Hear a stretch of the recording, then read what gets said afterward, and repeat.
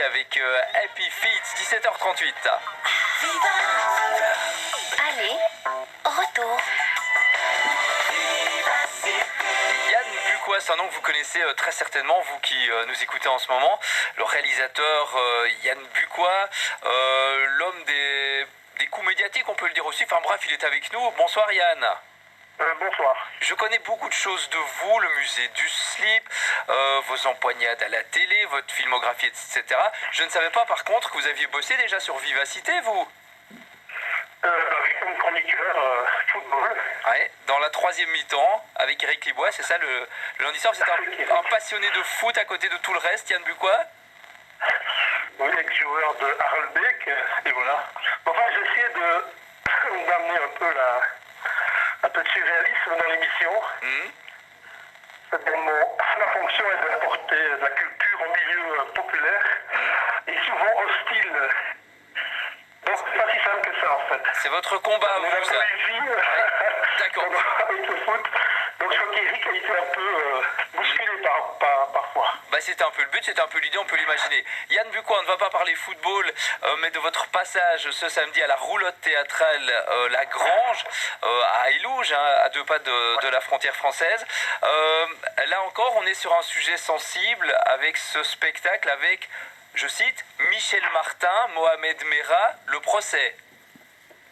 Oui, c'est ça. En fait, on prend donc un thème d'actualité et on essaie d'en faire un procès, c'est-à-dire qu'il y a le procureur, l'avocat et l'accusé. On Et imagine. donc ils s'expliquent tous les trois, Ouais. donc à partir d'éléments qu'on a, et le public en fait est le jury, il intervient, et puis après il condamne ou il acquitte. Ouais, ça veut dire que c'est une sorte de spectacle évolutif, de représentation en représentation.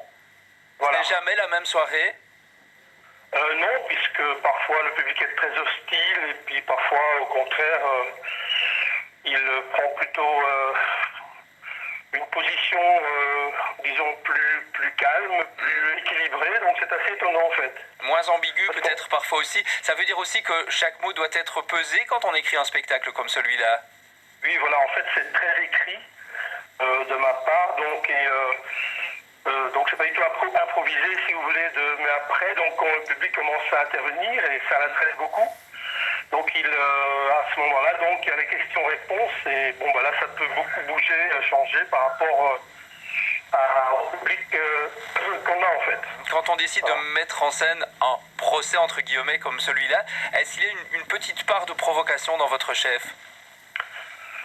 Non, c'est-à-dire c'est de parler de choses dont personne n'ose parler en fait. Mais en même temps, tout le monde y pense. Et donc c'est aussi une façon d'exalter la chose, c'est-à-dire de rendre l'innommable, si vous voulez, de pouvoir le faire sortir de soi et finalement de pouvoir continuer à vivre. Voilà, c'est un peu ça. Et vous faites très très fort puisque vous impliquez, vous l'avez dit, le public, vous les faites parler aussi. Le public, c'est l'acteur principal. Donc nous, on amène les faits. Donc, dans ce cas-là, moi, je suis l'avocat. Donc je dois défendre, parfois difficilement. Et alors le procureur, lui, il est à charge, évidemment. Et puis, la parole est à l'accusé. Et qui décrit, enfin, ce qu'il pense, ce qu'il vit, le pourquoi des choses. Vous avez trouvé le temps de l'expliquer. Et à ce moment-là, disons que bon, les gens ont les trois visions, ce que dans la presse on n'a pas. Et parfois les gens aussi apprennent des choses, puisqu'on a quand même étudié minutieusement les dossiers qui contiennent des milliers de pages. Vous avez, Yann Bucois, trouvé facilement celles et ceux qui vous accompagnent sur scène, ou certains comédiens ont refusé? Oui, bien sûr, oui. Certains ont refusé. Donc dans le rôle, par exemple, pour Michel Martin, ça a été assez compliqué. Finalement, on a une actrice lituanienne, donc, qui est en Belgique depuis quelques temps et qui connaissait l'histoire, mais qui a peut-être eu moins d'éléments personnels, et c'était peut-être moins impliqué que des Belges. Et en plus, avec son accent, ça crée une espèce de... Puisque bon, quand même une distanciation, donc on est quand même dans du théâtre aujourd'hui, donc c'est un peu brechien si vous voulez. Ouais. Elle se prétend pas être Michel Martin, évidemment. Martin, elle ne joue pas Michel Martin comme moi, Nora, même s'il est d'origine tunisienne et parle parfaitement l'arabe et connaît exactement si vous voulez, la situation de l'islam radical. Ils ne jouent pas. Ils ne sont pas, si vous voulez. Et c'est clairement dit aussi. Donc il y a une distanciation par rapport à ça. Donc il fait que la situation est beaucoup plus saine, si vous voulez. On ne joue pas à. Hein.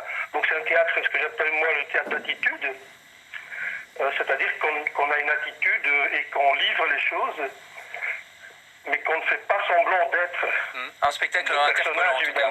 Michel Pardon Martin, Mohamed Merah, le procès, donc à voir ce samedi à 20h à la roulotte théâtrale La Grange à Élouges. Merci beaucoup Yann Bucco, on était ravis de vous entendre sur Vivacité ce soir. Merci.